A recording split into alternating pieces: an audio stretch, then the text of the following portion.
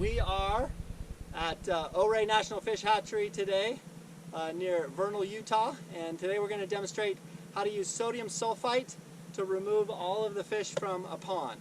So today we're here at the hatchery because we have a known number of fish that we've introduced at this pond.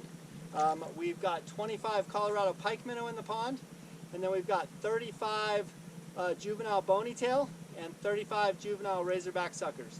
And what we're doing today is trying to measure predation of Colorado pike minnow on these co-evolved prey species.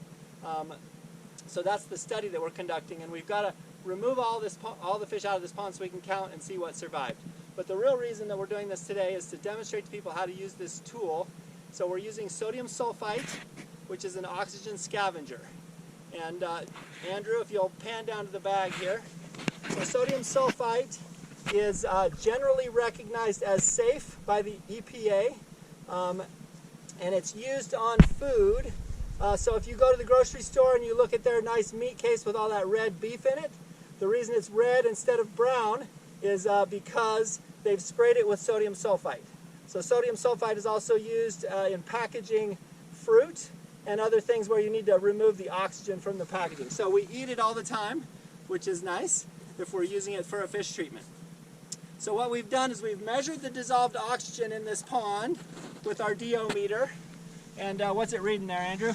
8.17. And what's our temperature? 14 degrees Celsius. Okay, so we've got pretty cold water and we've got dissolved oxygen practically at saturation. So we're going to have to use quite a bit of sodium sulfite to remove that oxygen out of the water. And the way we're going to do that is just by spreading it by hand throughout the pond. I'm going to have Ben and Robert here. They're going to spread the sodium sulfite evenly throughout the pond.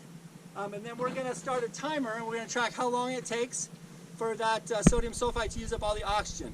What will happen is the fish will all come to the surface, and then we can net them up, and we can put them in fresh water, and they'll revive. So Robert and Ben have put some buckets of fresh water around so we can pop our fish into the fresh water.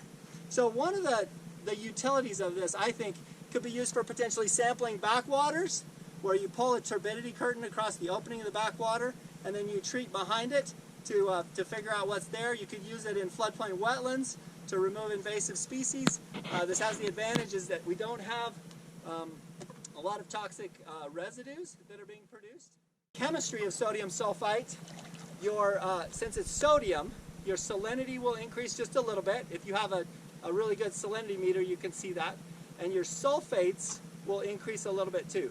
So to do a pond treatment like this, our sulfates are going to increase by about 50 milligrams per liter. So in the desert Southwest, usually your sulfates are pretty low. They might be 0 to 50, and we're going to increase that by 50 milligrams per liter. But the drinking water standards for sulfate are really high. They're usually on the order of 250 milligrams per liter. So even after doing a treatment to remove all the fish, this water is still drinkable, and that has some real advantages for us if we're trying to develop this tool for use in fisheries management. That's all for now. We're going to time-lapse video the process here so you can kind of see what's going on as we introduce these fish and as we catch them. The whole process will take probably about a half an hour. Okay, so sodium sulfite, when you're putting it in the water, it is a really fine powder. You don't want to breathe it into your lungs. So we're just wearing a N95 mask and some goggles as we spread the chemical to make sure that we're being safe.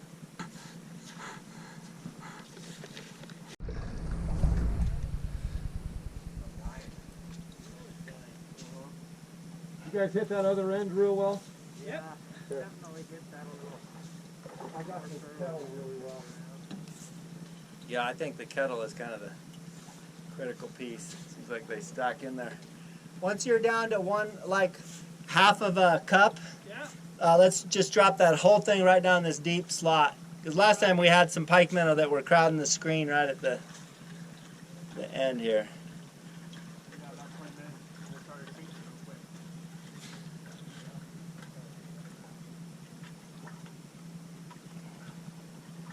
Yeah, just dump it right down at the...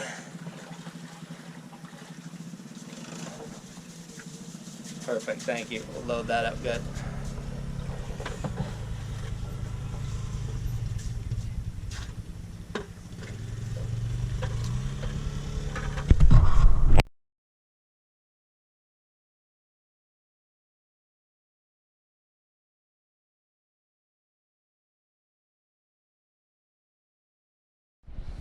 So here we are 6 minutes in to the experiment. We have a DO that's already dropping. It's at 5.8. We started at 8.5 and falling.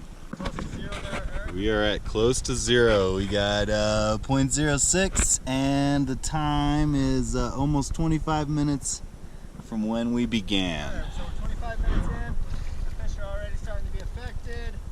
We're seeing small chubs coming to the surface, so we'll just start netting them up. And then we're going to put them in fresh water to revive them. So we'll basically just wander around the pond, scooping up fish.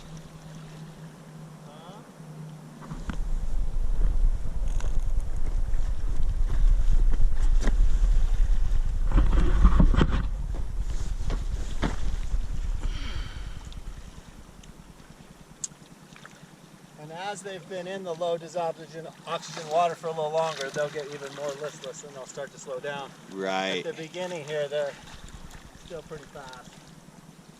So it takes a little bit of netting to get them. It is a good opportunity to get them when they're gulping from the surface.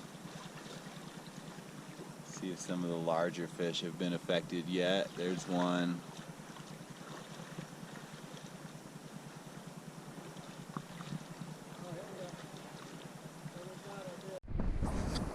Oh, there's a big Colorado pike minnow that's ready to come out. And a chub. Let's get a look at those, Eric. Good looking fish.